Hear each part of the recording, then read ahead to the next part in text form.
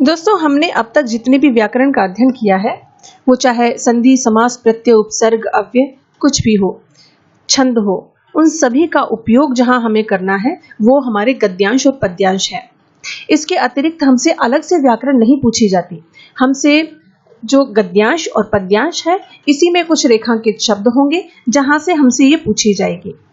अब बात करते हैं गद्यांश की। सबसे पहले हम गद्यांश पढ़ेंगे और इसके अंतर्गत व्याकरण से संबंधित, विषय से संबंधित बहुत सारे प्रश्नों का हम उत्तर देंगे, जो कि बहुत सारे अंकों के साथ ये प्रश्न हमसे पूछा जाता है। देखिए, जो गद्यांश है इसको पढ़ने के बहुत कुछ खास नियम है। पहली बात तो ये कि हमें ये 3 बार पढ़ना है। कितनी बार? 3 बार पढ़ना है। सबसे पहले हमें जब पढ़ना है तो बिल्कुल अखबार की तरह पढ़ना है। जब अखबार हम पढ़ते हैं तो उसमें शब्दों के ज्ञान के लिए नहीं पढ़ते, सूचना के लिए पढ़ते हैं। तो सबसे पहली बार जब हम गद्यांश पढ़ेंगे तो सूचना के लिए पढ़ेंगे। ये सूचना कि आखिर इस 1 या 2 पैराग्राफ में कहा क्या गया है, किस विषय में बात की जा रही है। जब हम दूसरी बार पढ़ेंगे तो जो संस्कृत में लिखा हुआ है, कुछ हमको पहली बार पढ़ने में समझ में आया है, उसका अर्थ लगाने का पूरा प्रयास करेंगे। और तीसरी बार में हम प्रश्न पढ़ेंगे और उसके बाद उत्तर खोजने के लिए गद्यांश को पढ़ेंगे। तो इस प्रकार 3 बार पढ़ना है। पहली बार बिल्कुल सरसरी नजर से पढ़ना है, जिसमें कि हमें ये ग्रहण करना है कि इसमें क्या सूचना दी जा रही है, किस विषय में बात की जा रही है। दूसरी बार हम संस्कृत के इस गद्यांश या पद्यांश का अर्थ समझने का उसमें प्रयास करेंगे, जिस हद तक हम समझ सकते हैं। तीसरी बार में हम पहले प्रश्न पढ़ेंगे और उसके बाद हमें गद्यांश में से वो स्थान ढूंढना है जहां से वो प्रश्न पूछा गया है। तो इस प्रकार 3 बार प्रश्न पूछने, 3 प्रकार से हमें गद्यांश को पढ़ना है। दूसरी चीज, गद्यांश पढ़ने के लिए आपको किम शब्द रूप अच्छे से याद होने चाहिए, सर्वनाम शब्द रूप अच्छे से याद होने चाहिए, जिसका कि मैं क्लास ले चुकी हूं। आप जाकर के उसे देख लीजिए वीडियो को, जिसमें सर्व इत्यादि जो शब्द हैं, सर्व, इदम, तत्, इस प्रकार के जो शब्द रूप हैं, धातु रूप हैं, इनका ज्ञान बहुत आवश्यक है। मुख्य रूप से सर्वनाम शब्द रूप और किम शब्द रूप, जिससे कि प्रश्न पूछे जाते हैं, ये बहुत ही महत्वपूर्ण है। बाकी की जो व्याकरण हमने पढ़ी वो है ही। तो चलिए इस प्रकार से गद्यांश को पढ़ना शुरू करते हैं। जैसा कि मैंने इसमें आपको पहले ही इसका शीर्षक दे दिया है, इस प्रकार आपको शीर्षक नहीं मिलेगा। ये आपको सिर्फ समझाने के लिए मैंने कहा है, लेकिन क्योंकि मैंने शीर्षक दे दिया है इसलिए प्रश्न में मैंने शीर्षक का प्रश्न ही नहीं रखा है। ठीक है, तो आइए इसका पढ़ना शुरू करते हैं। जैसा कि हमने कहा, पहली बार में हमको सरसरी नजर से पढ़ना है। तो आइए इसको एक सूचना के समान, एक अखबार के समान इसका हम अध्ययन कर लेते हैं। चलिए, संहति ही कार्य साधिका, अर्थात एकतां विना किमपि कार्यं भवितुं न शक्नोति। आंग्ल भाषायाम् अपि कथितम् अस्ति यत् यूनिटी इज स्ट्रेंथ। अस्मिन् कलौ युगे संघे एव शक्तिः विद्यते। मानवश्च संगठेन एव उन्नतिं कर्तुं शक्यते। यस्मिन् देशे समाजे वा एकता वर्तते स एव सकले लोके सम्माननीयः भवति। संक्षेपतः अद्य संसारे एकतायाः अतीवम् आवश्यकता वर्तते। आगे पढ़ते हैं। वस्तुतः एकतायाः अनेके लाभाः सन्ति। संगठनद्वारा किं न भवति? किमस्ति दुष्करं यत् संगठन शक्त्या सुकरं न जायते। यदा शूद्राणि तृणानि रज्जुभावं प्राप्नुवन्ति तदा तेन गजोऽपि बद्धुं शक्यते। जलबिन्दुसमूहः एव नदीसागरश्च भवति। मृत्तिका कणसमूह एव महापर्वतो भवति। तन्तुसमूह एव सुदृढो पटो भवति। अतएवोच्यते संघे शक्तिः कलौ युगे। तो इस प्रकार मैंने इस गद्यांश को 1 बार पढ़ दिया है। इससे ये तो समझ में आ गया कि यहाँ पर संगठन के विषय में कहा गया है कि इस संसार में संगठन से सब कुछ होना संभव है। तो आइए अब इसके अर्थ सहित इसको पढ़ते हैं। देखिए, इसमें ऐसा पूरी तरह संभव है कि कई शब्दों का, कई नवीन शब्दों का हमें प्रयोग ना आए, लेकिन हमने शब्द रूप और धातु रूप याद कर रखे हैं। इसके अतिरिक्त बहुत सारे तत्सम शब्द जो हम हिंदी में भी प्रयोग करते हैं और संस्कृत में उनको ऐसे कि ऐसे ही प्रयोग किया जाता है। इसके अलावा जितने भी कनेक्टिव्स हैं, यानी कि अव्यय हमने याद किए थे, एव, यदा, तदा, अस्मिन्, तस्मिन्, ये जो जितने भी हमने तदानिम, इदानिम, वा ये जो याद किए थे, इनका यहाँ पर महत्व समझ में आ जाएगा। इसके अतिरिक्त जब हम ये करते हैं, जो शब्द या जो पंक्ति हमें समझ में नहीं आती उसे एक बार के लिए छोड़ दो। हो सकता है उसमें से कोई प्रश्न ही ना पूछा गया हो, तो उसके लिए पैनिक में आने की, परेशान होने की जरूरत नहीं है। आइए इसका अर्थ समझते हैं। संहति ही कार्य साधिका, संगठन के द्वारा ही कार्य सिद्ध होता है। एकता से ही कार्य सिद्ध होता है, अर्थात एकता विना किमपि न कार्यम भवितुम न शक्नोति। अर्थात एकता के बिना किमपि कार्यम, कोई भी कार्य भवितुम न शक्नोति, हो नहीं शक्नोति सकता, कोई भी काम एकता के बिना नहीं हो सकता। आंग्ल भाषायाम अपि कथितम, आंग्ल भाषा अंग्रेजी भाषा में भी कहा गया है, कथितम कहा गया है, यत यूनिटी इज स्ट्रेंथ, यानी कि एकता में ही शक्ति है। अस्मिन् कलौ युगे संघे एव शक्ति विद्यते, अस्मिन् कलौ युगे, इस कलियुग में, संघे यानी संगठन में ही, शक्ति विद्यते शक्ति है। मानवश्च संगठेन एव उन्नतिं कर्तुं शक्यते, मानव जो है संगठन के द्वारा ही उन्नति कर सकता है। संगठेन एव, संगठन के द्वारा ही, उन्नतिं कर्तुं शक्यते, उन्नति कर सकता है।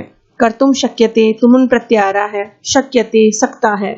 अस्मिन् देशे समाजे वा, इस देश और समाज में, वा और समाज में, एकता वर्तते, जिस समाज में एकता है, स एव सकल लोके, लोक नहीं लोकी आएगा यहाँ, सम्माननीय भवति। नीय यानी अनियर प्रत्यय है। जो देश और समाज एकता, जिसमें देश में समाज में एकता है, वही समाज क्या है, सम्माननीय भवति, समाज में वही सम्माननीय होता है। संक्षेपतः, संक्षेप में कहा जाए, अद्य संसारे, इस अद्य यानी अब, संसारे संसार में, एकतायाः अतीवम आवश्यकता वर्तते, संसार में एकता की बहुत ही अधिक आवश्यकता है। फिर कहते हैं वस्तुतः एकतायाः अनेके लाभाः सन्ति, वस्तुतः एकतायाः, एकता के, अनेके लाभाः सन्ति, बहुत सारे लाभ हैं।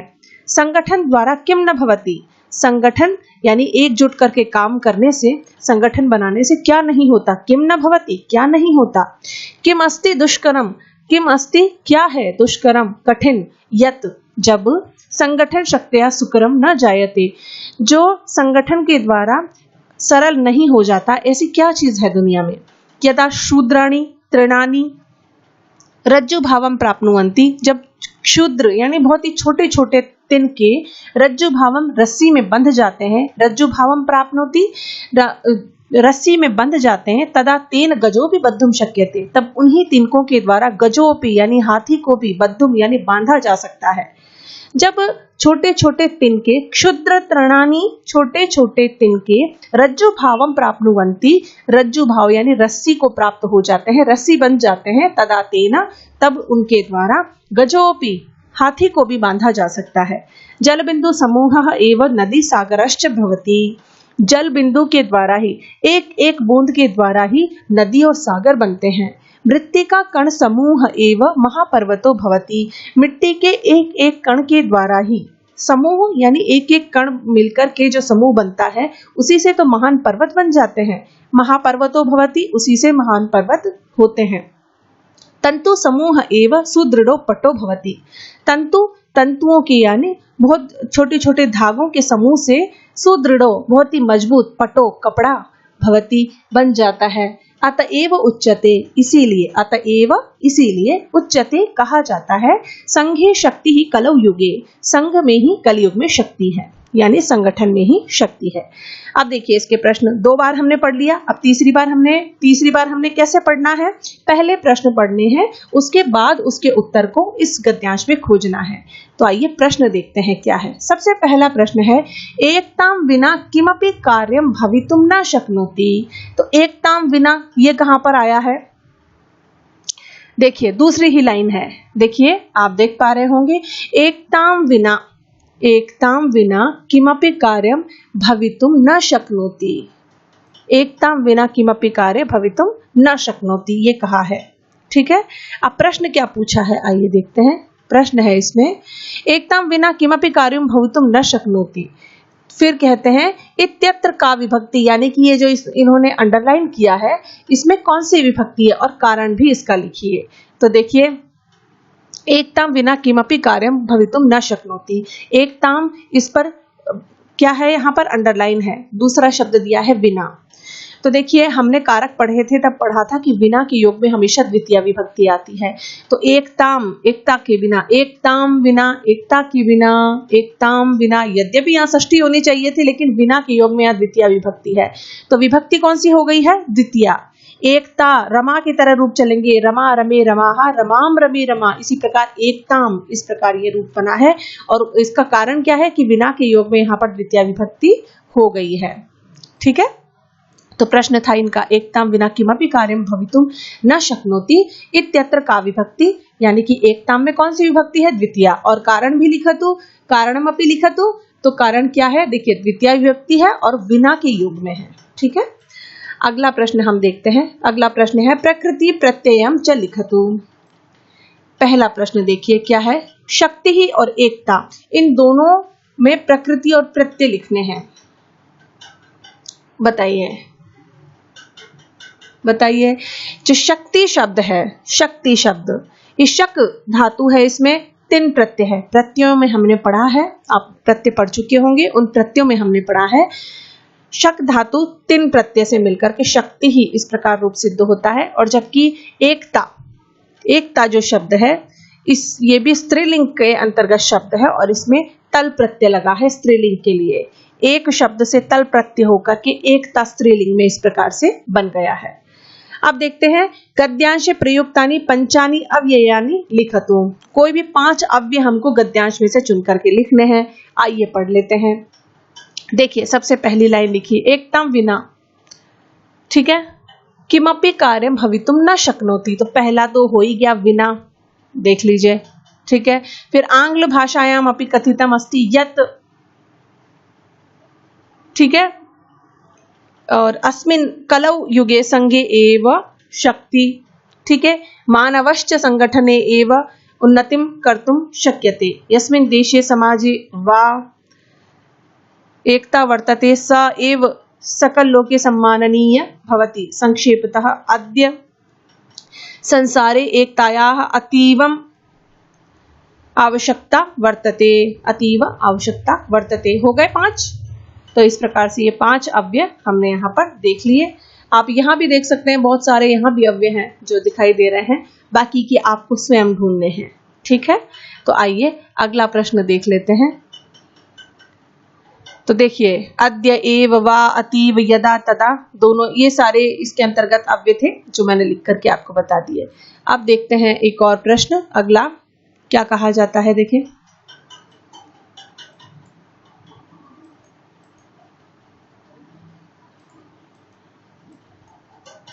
अस्मिन कस्मिन शक्ति ही कलौ युगे, किसमें शक्ति है, कलयुग में किसमें शक्ति है। तो आप बार बार इसको पढ़ रहे हैं, तो किसमें शक्ति है, संघे शक्ति कलौ युगे, किसमें शक्ति है, संघे शक्ति कलौ युगे।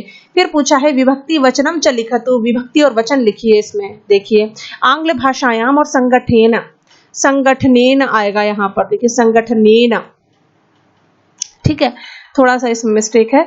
तो आंग्ल भाषायाम, इसमें कौन सी विभक्ति है, तो आंग्ल भाषा, आंग्ल भाषा स्त्रीलिंग शब्द है ना, भाषा अंत में क्या आ रहा है, भाषा, तो स्त्रीलिंग है भाषा। तो आकारांत स्त्रीलिंग शब्द कौन सा पढ़ा है हमने, रमा या लता, इनमें से कोई पढ़ा है। तो अब रमा शब्द रूप बोल करके देख लीजिए, रमा रमे रमाहा, रमाम रमे रमा, इस प्रकार से। तो रमायाम कहाँ आता है, षष्ठी का बहुवचन, कहाँ आता है, षष्ठी का बहुवचन, तो षष्ठी बहुवचन है। जबकि संगठन में तृतीया एक वचन है, संगठनेन रामेन, इस प्रकार से रूप बनता है इसका। ठीक है, तो इस प्रकार से ये हमने जो गद्यांश था, एक गद्यांश पढ़ा, संगे शक्ति कलौ युगे, इसके प्रश्न उत्तर सॉल्व किए। अगला हम प्रश्न करते हैं एक और, जो कि साक्षरता के विषय में है। अब देखिए, मैंने इसमें विषय ऊपर बता दिया, आपको इस प्रकार विषय बताया नहीं जाएगा। ये मैंने इसलिए बताया है ताकि आपकी सुविधा के लिए, क्योंकि हम इसे यहाँ सॉल्व कर रहे हैं, वहां आपको इस प्रकार नहीं मिलेगा। और क्योंकि मैंने इसका विषय बता दिया है, इसलिए मैंने शीर्षक से संबंधित प्रश्न भी इसमें नहीं पूछा है, अन्य प्रश्न पूछे हैं। आइए इसको भी हम पढ़ते हैं। जैसा कि हमने कहा कि आपको गद्यांश को 3 बार पढ़ना है। पहली सरसरी नजर से पढ़ना है, जिसमें हमें सूचना इकट्ठी करनी है कि किस विषय में कहा गया है। दूसरे बार हमें उसका अर्थ करते हुए अध्ययन करना है, और तीसरी बार पहले प्रश्न पढ़ना है और उसके बाद उसको ढूंढना है। आइए इसको पढ़ लेते हैं। साम्प्रतं वैज्ञानिक युगः वर्तते। अस्मिन् युगे शिक्षायाः अति महत्वपूर्ण स्थानम् अस्ति। अस्माकं देशे प्रजातन्त्रं वर्तते। प्रजातन्त्रेऽस्मिन् शिक्षायाः साक्षरतायाश्च विशिष्टं महत्वम् अस्ति। जनसंख्या दृष्ट्या अस्माकं देशस्य विश्वे द्वितीयं स्थानं वर्तते, परन्तु शिक्षा दृष्ट्या स्थितिः दयनीया वर्तते। अत्र साक्षरतायाः प्रतिशतम् अति न्यूनं वर्तते। भारतवर्षस्य 80% जनाः ग्रामेषु निवसन्ति, तेषु अधिकांशतः साक्षराः न सन्ति। साक्षरतायाः भावोऽयं यत् ते अक्षरज्ञानं न जानन्ति, स्वकीयं नाम अपि लिखितुं ते समर्थाः न सन्ति। इयं स्थितिः शोचनीया वर्तते। साम्प्रतं भारतवर्षे केन्द्रीय सर्वकारः अस्यां दिशायां जागरूकः वर्तते। एतत् कृते आय व्यय विवरणे धनस्य व्यवस्था अपि कृता। परिणामाः सन्तोषप्रदः नास्ति। न केवलं केन्द्रीय सर्वकारः अपितु राज्य सर्वकारः अपि अस्मिन् विषये प्रयासरताः सन्ति। शिक्षकाः नवयुवकाश्च साक्षरतायाः कृते प्रयासं कुर्वन्ति, परन्तु वस्तुस्थितिरियं वर्तते यत् केवलं पत्रेषु जनाः साक्षरता वर्तन्ते, यथार्थतः धनस्य अपव्ययमेव अधिकं भवति। उदाहरणार्थ राजस्थान प्रदेशे अजयमेरु जिला पूर्णतः साक्षर घोषितः, किन्तु अद्यापि 50% जनाः तत्र स्वनामपि लेखितुं समर्थाः न वर्तन्ते। इदमपि सत्यं वर्तते यत् ग्रामेषु जनाः जागरूकाः न सन्ति। ते शिक्षायाः महत्त्वं न अवगच्छन्ति। महत्त्वं विज्ञाय पठनार्थं स्वयमेव अग्रे आगच्छन्तु, तदा पूर्णसाक्षरतायाः स्वप्नो साकारं भवितुं शक्यते, अन्यथा न। प्रजातन्त्रस्य अस्मिन् युगे यदि जनाः साक्षराः शिक्षिताश्च न भविष्यन्ति, तदा यादृशी स्थितिः अद्य वर्तते तादृशीरेव अग्रे भविष्यति। को अपि सर्वकारः 5 वर्षपर्यन्तं शासनं कर्तुं समर्थो नास्ति। पुनः पुनः सर्वकाराणां पतनं भवति, निर्वाचनं च भवति। इयं स्थितिः साक्षरतायाः अभावात् अपि वर्तते। जनाः शिक्षिताः साक्षराश्च न सन्ति, अतः स्वमतस्य वोटस्य महत्त्वं ते न जानन्ति। प्रजातन्त्रस्य सफलतायै साक्षरतायाः अतिमहत्त्वं वर्तते। न केवलं प्रजातन्त्रस्य अपितु स्वजीवनस्य कृते साक्षरता अनिवार्य महत्वपूर्णा चास्ति। ठीक है, तो ये हमने इसको एक रैंडमली पढ़ लिया है। इसमें शिक्षा का महत्व बताया गया है और ये जो गद्यांश है काफी पुराना है, इसलिए उस समय अजमेर फर्स्ट था साक्षरता के विषय में। अभी कोटा और सीकर जिले, झुंझुनू, ये सब साक्षरता के विषय में बहुत आगे हैं। तो अब हम देखते हैं इसके महत्व को अर्थ सहित पढ़ना शुरू करते हैं। साम्प्रतं वैज्ञानिक युगः वर्तते। इस समय ये जो युग है ये वैज्ञानिक युग है। अस्मिन् युगे शिक्षायां अति महत्वपूर्णं स्थानम् अस्ति। इस युग में शिक्षा का महत्वपूर्ण स्थान है। अस्माकं देशे प्रजातंत्रं वर्तते। हमारा देश में प्रजातंत्र है। प्रजातंत्र में शिक्षा का, साक्षरता का विशिष्ट महत्व होता है। जनसंख्या की दृष्टि से अस्माकं देशस्य विश्वे द्वितीयं स्थानं वर्तते। जनसंख्या की दृष्टि से हमारे देश का विश्व में दूसरा स्थान है, परंतु शिक्षा की दृष्टि से दयनीय है। अत्र साक्षरताया प्रतिशतम् अति न्यूनं वर्तते। यहाँ साक्षरता का प्रतिशत बहुत ही कम है। भारतवर्षस्य 80% जनाः ग्रामेषु निवसन्ति। भारत के 80% लोग गाँव में रहते हैं। तेषु अधिकांशतः साक्षराः न सन्ति, उनमें से अधिकतर साक्षर नहीं है। साक्षरतायाः भावो अयम् अस्ति, ते अक्षर ज्ञानम न जानन्ति। साक्षरता का भाव ये है कि वो अक्षर ज्ञान भी नहीं जानते। स्वनाम अपि लिखितुं ते समर्थाः न सन्ति, वो अपना नाम भी नहीं लिख सकते। यह स्थिति बहुत ही शोचनीय है। साम्प्रतम् इस समय भारतवर्षे केंद्रीय सर्वकारः अस्यां दिशायां जागरूकः वर्तते। केंद्र सरकार जो है इस विषय में जागरूक है। एतत् कृते आय व्यय विवरणे धनस्य व्यवस्थापि कृपा परिणामा संतोषप्रद नास्ति। एतत् कृते, इसके लिए आय व्यय विवरणे यानी कि बजट में धन की व्यवस्था भी जो परिणाम संतोषप्रद नहीं है। न केवल केंद्रीय सरकार अपितु राज्य सरकार अपि अस्मिन् विषये प्रयासरताः सन्ति। इसमें न केवल केंद्र सरकार बल्कि राज्य सरकार भी इसके लिए प्रयासरत है। शिक्षकाः नवयुवकाश्च साक्षरताया कृते प्रयासं कुर्वन्ति। शिक्षक और नवयुवक साक्षरता के लिए प्रयास तो करते हैं, परंतु वस्तुस्थिति रियं वर्तते। लेकिन वस्तुस्थिति ये है कि यत् केवलम पत्रेषु जनाः साक्षरता वर्तते, यानी कि कागजी कार्रवाई में तो उनको पढ़ा लिखा दिखा देते हैं। धनस्य अपमेव अधिक जायते, और इस काम में पैसे का तो व्यय बहुत होता है लेकिन साक्षरता कम होती है। उदाहरण के लिए राजस्थान प्रदेशे अजयमेरु जिला पूर्णतः साक्षरः घोषितः। जो अजमेर है पूर्ण साक्षर घोषित है, किंतु अद्यापि 50 जनाः तत्र स्वनामपि लेखितुं समर्थाः न सन्ति। फिर भी वहां पर 50% लोग अपना नाम तक नहीं लिख सकते।